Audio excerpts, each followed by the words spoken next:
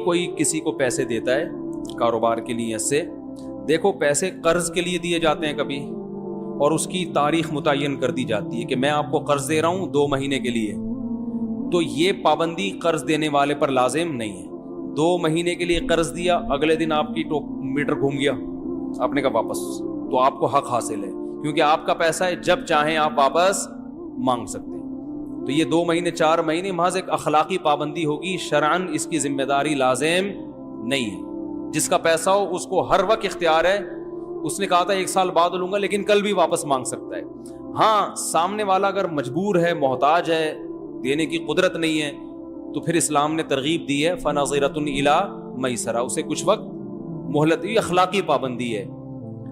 تو اور اگر بزنس کے لیے پیسہ دیا ہے تو پھر اس کی 2 صورتیں ہیں۔ اگر آپ نے پہلے سے ایگریمنٹ کیا ہے کہ میں آپ کو کاروبار کے لیے پیسہ دے رہا ہوں اور 1 سال تک پیسہ نکالوں گا نہیں، تو پھر 1 سال کی پابندی لازم۔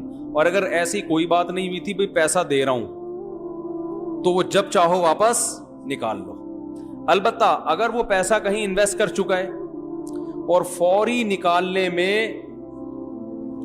اس کا اچھا خاصا نقصان ہو رہا ہے، تو پھر ہم اس کو اتنی مہلت دیں گے کہ جو ایسٹس ہیں وہ بک سکیں مناسب ریٹ پر، ٹھیک ہے نا؟ تو اتنی وہ ایک جو مجبوری میں جتنی گنجائش تھی، وہ اس کی تفصیل پھر علماء سے آپ پوچھ سکتے ہیں، یعنی جتنی مجبوری میں اس کو گنجائش دینا بنتا ہے، لیکن ہر وقت اپنا پیسہ وہ نکال سکتا ہے۔ تو شوہر نے بیوی سے پیسے لیے تھے کاروبار کے لیے، بیگم کا دماغ گھوم گیا کیونکہ سالوں کو پتہ چل گیا ہوگا، انہوں نے بولا ہوگا کیوں دیے، ہم جب ہیں، ایک مثال دے رہا ہوں، ابھی یہ تو کسی خاتون نے پوچھا نا، بولیں گے یار میرے بھائیوں کو بدنام کر رہے ہو، ان کی بات میں نہیں کر رہا، ان کے علاوہ کی بات کر رہا ہوں۔ تو ہوتا یہی ہے عام طور پر، جب بیگم شوہر کو پیسے دیتی ہے، بیگم کے بھائیوں کو پتہ چل جائے تو ان کا میٹر شارٹ ہوتا ہے۔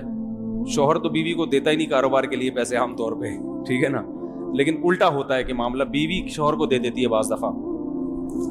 تو اب شوہر واپس نہ کرے تو گناہ گار ہے بھائی، بیگم جب چاہے پیسہ واپس مانگ سکتی ہے، اور شوہر پر واجب ہے کیونکہ کوئی ایگریمنٹ نہیں ہوا تھا نا 1 مہینہ 2 مہینے کا، تو فوراً کاروبار سمیٹ کے پیسے واپس لوٹانا واجب ہے۔ تو اگر نہیں لوٹا رہا تو ظلم کر رہا ہے، گناہ کر رہا ہے۔ آئندہ میاں کو چاہیے پیسے لیتے ہوئے 100 دفعہ بھائی کسی بھی وقت واپسی کا مطالبہ ہو سکتا ہے۔ اصل میں لوگ معاملات میں صاف نہیں ہیں، یہی تو ہم چیخ رہے ہیں۔ میں سوچ رہا ہوں کسی دن ورک شاپ کرواؤں، بٹھا کے نا معاملات لکھنا اپنے بچوں کی جیسے ABCD لکھوایا جاتا ہے نا، ایسے سکھاؤں۔ بہت بھائی خیر ایسی ورک شاپ کرواؤں، میں پوچھوں آپ کے پاس کیا کیا ہے، آپ کے گھر میں فریج کس کا ہے، کہہ رہے ہیں فریج تو پتہ نہیں۔ کیوں نہیں پتا بھائی؟ مر گئے تو 50,000 کا تو یہ فریج ہے، کس کو وراثت ملے گی؟ لکھو لکھو یہ کس کا ہے، ہر چیز طے کرو۔ اتنا پیسہ کاروبار میں انویسٹ کیا ہوا ہے، آپ مر گئے تو وہ کس کو ملے گا؟ پتہ ہی نہیں بھائی کس کو ملے گا، کیا ملے گا، بس یہی کہ میں کیوں مروں، کس نے کہا میں مر رہا ہوں؟ ارے بھائی میں نے اچھے دیندار لوگوں میں تلواریں چلتی ہوئی دیکھی ہیں، لڑائی ہوتے ہوئے دیکھی ہے۔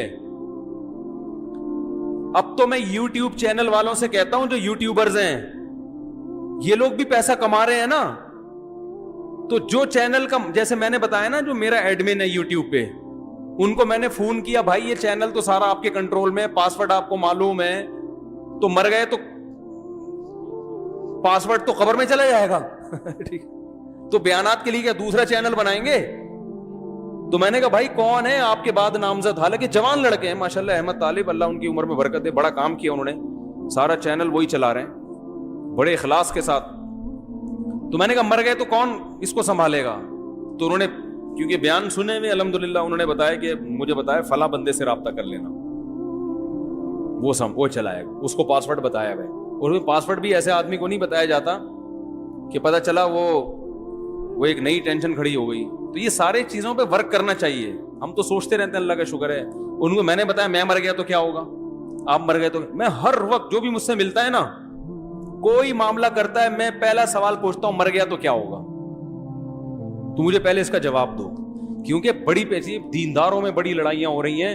تو اب یوٹیوب کی بات آئی ہے تو یہ بھی ایک مصیبت ہے۔ میں جو بڑے بڑے یوٹیوبرز ہیں جو پیسہ بھی ٹھیک ٹھاک کما رہے ہیں، ان سے پوچھتا ہوں تم مر گئے تو کیا ہوگا، یہ پیسہ کس کو ملے گا؟ ان کے پاس اس سوال کا جواب نہیں ہوتا. خاص طور پہ جو دیندار لوگ ہیں نا, تو بھائی یہ کوئی ٹرسٹ میں دے دو یا کیا ہے, اس کے بعد کون چلائے گا, کون اس کا والی وارث ہے, کسی کے پاس اس سوال کا جواب نہیں ہوتا. خاندانی لڑائیاں ہو جائیں گی. ابھی تو یوٹیوب نیا نیا آیا, اتنی موتیں نہیں ہوئی ہیں, کیونکہ میں نے کہا بھائی جان یہ تو ابھی مستقبل میں ایک نئی جنگ چھڑے گی کہ یوٹیوب کا اونر مر گیا تو یہ چینل بیوی کا ہے, بچوں کا ہے, وراثت جاری ہوگی, کیا ہوگا؟ کسی کو اس سوال کا جواب عام طور پہ پبلک کو معلوم نہیں ہے. اور پھٹے سامنے آنا شروع ہو گئے, کیسز آنا شروع ہو گئے. ہم نے تو پیش گوئی کی تھی, کیسز بھی سامنے آ گئے ہیں کہ جی فلاں کا انا للہ ہو گیا, ان کا چینل پہ لڑائیاں ہو رہی ہیں اب, کیونکہ مشہور چینل ہو گیا. فلاں کہہ رہے میں یہ اس ویڈیو کا اونر میں ہوں, وہ کہہ رہے یہ کاپی رائٹ کا حق وہ تو یوٹیوب نے دیا ہوا ہوتا ہے جس کو, لیکن شرعی طور پر کون ہے؟ نہیں یاری بات. دیکھو ایک میرا پلاٹ ہے, میں اپنے بڑے بیٹے کے کو وصیت کر کے چلا جاتا ہوں کہ میرے بڑے بیٹے کو یہ پلاٹ ملے گا میرے مرنے کے بعد, تو قانونی طور پر بین الاقوامی قانون یہ کہ بڑے بیٹے کو ملے گا. شریعت اس قانون کو نہیں مانتے. ایسے یوٹیوب کا بھی ایک قانون ہے شرعی. سمجھ میں نہیں آ رہی بات کہ آپ کے مرنے کے بعد یہ ہے کس کا؟ اگر ارننگ, کیونکہ بہت سے چینل تو مونیٹائز ہوئے ہوئے ہیں نا, جو لاکھوں روپے کما رہے ہیں, میں ان سے کہتا ہوں مر گئے تو یہ پیسہ کس کے پاس جائے گا؟ جس کو پاسورڈ معلوم ہے اس کے پاس جائے گا. نہیں یار یہ بات, تو یہ سب چیزیں پہلے حل کرنے کی ہوتی ہیں. دنیا سے دل نہ لگاؤ, معاملات کیا رکھو ایک نمبر, ہر وقت میں مر گیا تو بس. جس کو اس سوال کا جواب معلوم نہیں ہے مکھنچو ہے وہ, اس کو عجائب گھر میں وہ اپنے بعد والے لوگوں کو ایک لامتناہی جنگ میں ڈال کے جا رہا ہے. جب پلاٹ میں اوپر آپ کا مکان بنا ہوا ہے, منجلہ بیٹا اوپر ایک پورشن بنانا چاہتا ہے, جمعے میں بھی میں نے بہت ڈیٹیل میں بات کی ہے اس پہ. منجلہ بیٹا, کیونکہ منجلے کا اس لیے کہہ رہا ہوں, بڑا والا تو امریکہ جا چکا ہوتا ہے پڑھ لکھ کے, چھوٹا والا ابھی اسٹیبل نہیں, تو منجلے سارے مسئلے کھڑے کر رہے ہوتے ہیں. منجلے کیا کر رہے ہوتے ہیں, وہ نہ ادھر کے نہ ادھر کے ہوتے ہیں. تو وہ کہہ رہا ہے میں اوپر ابو اس پورشن کے اوپر کیا بناؤں گا, ایک گھر بناؤں. تو فوراً اس سے پوچھو کہ یہ آپ نے اس کے اوپر ایک گھر بنا لیا, نیچے والا تو ابا کا ہو گیا, فرض کرو ابا کا انتقال ہو گیا, پھر کیا ہوگا؟ کیونکہ نیچے والا پورشن تو وراثت میں کیا ہو جائے گا, مشترک. جب مشترک ہو گیا, ایک بھائی کا میٹر گھوما, اس نے بولا میں اسے بیچتا ہوں, مجھے میرا حصہ چاہیے. کیا خیال ہے بھائی جان؟ یا دو کا میٹر گھوم گیا, انہوں نے کہا ہم اسے بیچتے ہیں, ہمیں کیا چاہیے, حصہ. آپ نے اوپر والا اس لیے بنایا تھا کہ نیچے ابا اما رہتے ہیں, اجنبی کو نیچے آپ برداشت نہیں کرو گے, کیونکہ سیڑھیاں اپنے اندر سے ہی, کوئی انٹرنس الگ سے تو ہے نہیں. ان کسی بھی چیز کا جواب پبلک کے پاس بس بھیڑ چال چل رہا ہے, اوپر اس نے بنا دیا, اوپر اس نے بنا دیا, اوپر اس نے بنا دیا. پھر ہم کہہ رہے ہیں ہم سب کا بنا رہے ہیں, اوپر ہم سب کا بن رہا ہے, سب کا بن رہا ہے. اب دیکھو ایسے کیسز ہو رہے ہیں, ابا کا انتقال ہوا, ایک پورشن ہے, سب مشترک رہ رہے تھے, پیسہ ایک نے زیادہ لگایا ہے اس میں. پیسہ کس نے زیادہ لگایا؟ ایک نے. اس لیے کہ ابھی تو سب رہ رہے ہیں. او بھائی جب الگ ہوگے تو فیصلہ کرو کہ جس نے زیادہ پیسہ لگایا ہے اس کو الگ سے ملے گا کہ نہیں ملے گا. اس سوال کا جواب پبلک کے پاس نہیں ہوتا, پھر مفتیوں کو پریشان کرتے ہیں. اب ہوتا پتہ ہے کیا ہے, مشترک گھر بنا دیا نا لوگوں نے, کر کیا رہے ہیں, گھر بنا دیا, منجلے بیٹے نے اس میں کچن منجلے بیٹے نے بنا دیا, اس کو کھانے پینے کا زیادہ شوق تھا. واش روم بنا دیا چھوٹے نے, کیونکہ ان کا اکثر ٹائم کہاں گزرتا تھا, واش روم پہ. اس کو چاہیے واش روم اچھا. جو منجلے کو قبض رہتا ہے اس کو واش روم میں دلچسپی, اس کو کچن میں دلچسپی ہے, کچن اس نے اچھا بنا دیا. ایک نے واش روم پہ پیسہ لگایا, کیونکہ اس وقت یہ دماغ میں ہے ہی نہیں کہ ہم مریں گے اور جدا ہوں گے اور وراثت تقسیم ہوگی. اس وقت یہ رہ رہے ہیں بھائی, اس نے نلکا لگا دیا, اس نے کچن بنا دی, کیا جا رہا ہے. اب اچانک سچویشن چینج ہو جاتی ہے. جب ایک کی آپ نے شادی کی تو بیوی ایسی ملی ہے کہ اس کو الگ کرو بھائی, اس کو جوائنٹ فیملی میں رکھنے کا نہیں ہے. اب الگ کریں گے, وہ بولے گا میں نے لیٹرین میں اتنا پیسہ اس لیے تھوڑی لگایا تھا کہ میں کسی اور لیٹرین میں جا کے بیٹھوں. بات آ رہی ہے, مجھے پیسہ دو. تو دوسرے ورثہ کہتے ہیں پیسہ اپنی خوشی سے لگایا ہے نا, قرض تھوڑی دیا تھا. نہیں آ رہی بات. تو ہم پھر اس منجلے سے کہتے ہیں, منجلا کہتا ہے میں نے 5 لاکھ روپے لگایا اس میں, تو ہم اس سے پوچھتے ہیں لگاتے ہوئے کیا کہا تھا آپ نے؟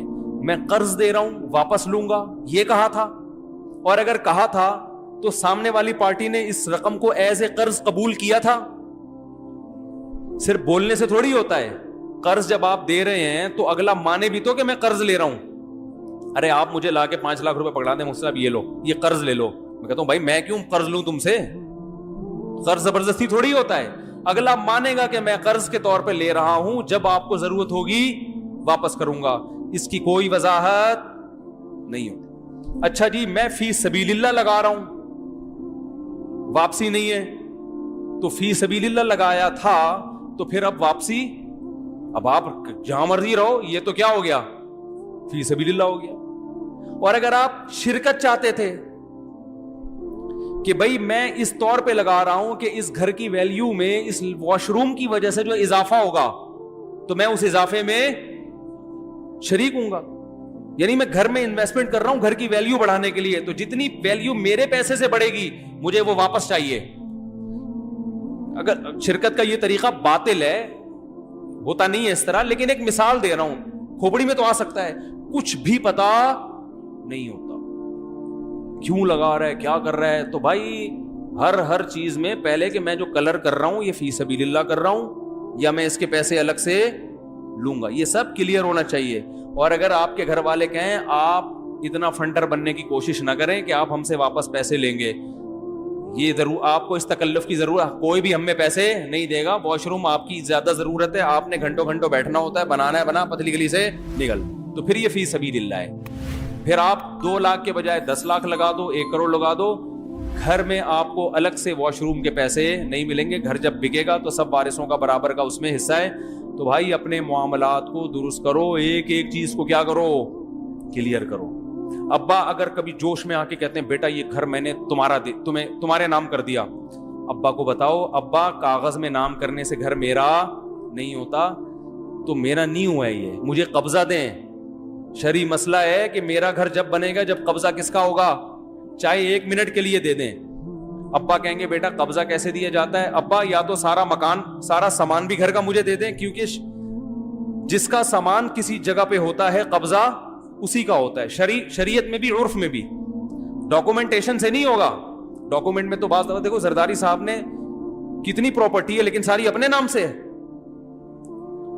بہت سے لوگوں کے نام سے ہے نا, تو کیا ان کی ہو گئی وہ؟ پھر تو ہمارے سابق صدر غریب ہو گئے. اپنے نام سے تو بہت تھوڑی ہوگی. تو نام تو بعض دفعہ صرف ایک قانونی پیچیدگیوں سے بچنے کے لیے بھی نام کروا دیا جاتا ہے. فزیکلی قبضہ ضروری ہے, نام بے شک نہ ہو, نام آپ کے ہو, ہینڈ اوور کر کے اس کو دے دیا تو اس کا ہوگا. سمجھ میں آ رہی ہے بات؟ تو جب ابا کہتے ہیں کہ یہ گھر میں نے آپ کو دے دیا, تو آپ ابا سے بولیں ابا دیکھو سچی مچی کا دو یا نہیں دو, لٹکاؤ نہیں مجھے درمیان میں.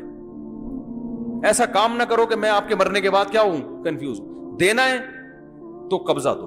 قبضے کا طریقہ یہ ہے کہ گھر پورا فرنیچر سامان سمیت مجھے دے دو اور آپ تھوڑی دیر کے لیے باہر چلے جائیں.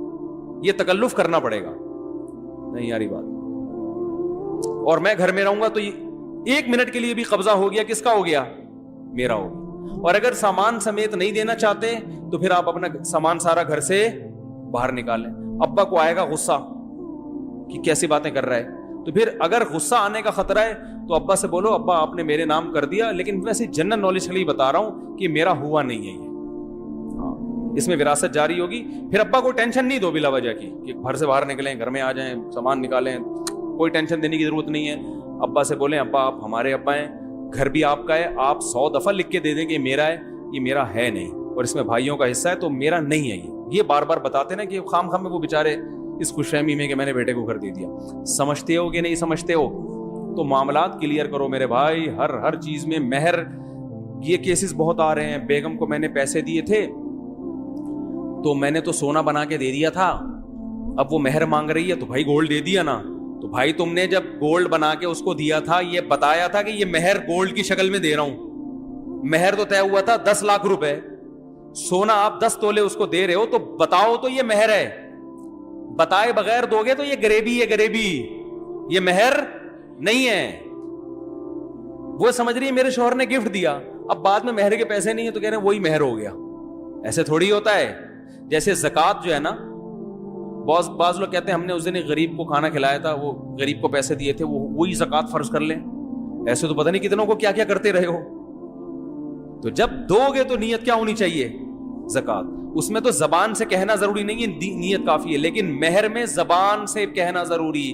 بیگم یہ جو پیسے میں دے رہا ہوں یا گولڈ دے رہا ہوں, یہ اصل میں جو کیش مہر واجب ہوا تھا وہ گولڈ کی شکل میں دے رہا ہوں. ایکسپٹ کرتی ہے, قبول کرتی ہے, ٹھیک ہے, نہیں تو پھر ٹھیک ہے میں یہ کیش کرا کے پیسے دے دوں گا آپ کو عزت راس. ہم سونا دے رہے ہیں آپ کو, آپ ہے نا وہ کرنسی مانگ رہی ہے اور ڈی ویلیو ہو رہی ہے. تو معاملات کیا ہونے چاہیے میرے بھائی؟ کلیئر. ایک ایک چیز. قرضہ کسی کا واپس کر رہے ہو تو بتاؤ کہ یہ قرضہ ہے, ورنہ یہ بھی ہو رہا ہے میں نے تو تجھے دے نہیں دیے تھے اس نے 1 لاکھ روپے, اب کیا مانگنے آ رہا ہے؟ او بھائی وہ تو میں سمجھ رہا تھا ویسے ہی مجھے ویسے ہی کھلائے ہیں, تو نہیں ہے بس. اچھا جو معاملات کو کلیئر کرتا ہے لوگ اس کو کنجوس سمجھتے ہیں. بھائی کیا ہے 2 سموسے پکوڑوں کا حساب کر کے بیٹھ رہا ہے تو سموسے پکوڑے کا نہیں کرو, وہ تو کھلاؤ, لیکن جائیدادوں کا تو ہونا چاہیے نا. گھر میں جو بھی بڑا سامان ہے اس کا حساب ہونا چاہیے. اور ایک ایک چیز کا نہیں کہ یہ چمچ میرا, یہ والا چمچ میری بیوی کا ہے, ایسا نہیں. وصیت نامہ لکھو, میں نے ایسے لکھا ہوا بھائی گھر میں جتنا بھی سامان ہے, جو بڑا سامان ہے فرنیچر وغیرہ, وہ کس کی ملکیت میں ہے؟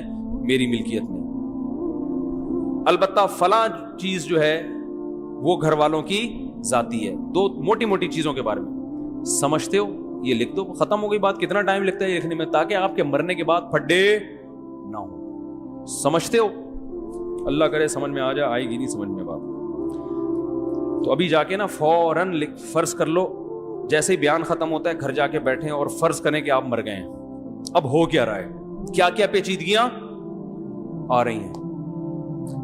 تو اب آپ سوچو یار یہ بھی مصیبت, فلاں کا پیسہ وہاں پھنسا ہوا ہے, میرے بچوں کو تو معلوم ہی نہیں 2 کروڑ میں نے اس کو دیے میں, تو بچوں کا حق تو گیا, وہ کون سا دے گا. تو آپ کے سامنے بہت سی چیزیں آ جائیں گی, پینسل پہ لکھ لو اور اللہ کا شکر ادا کرو مرنے سے پہلے اللہ نے ہمیں شعور دے دیا اور دوبارہ زندگی دے دی گویا کی. تو گویا یوں فرض کرو اب میں دوبارہ زندہ ہو کے, اللہ نے مجھے مہلت دی, بولا تو مر گیا, تیرے تو پھڈے کھڑے ہو گئے, میں تجھے ایک اور زندگی دیتا ہوں, دوبارہ زندہ ہو کے لکھ لے, بچوں کو بتا دے. ٹھیک ہے.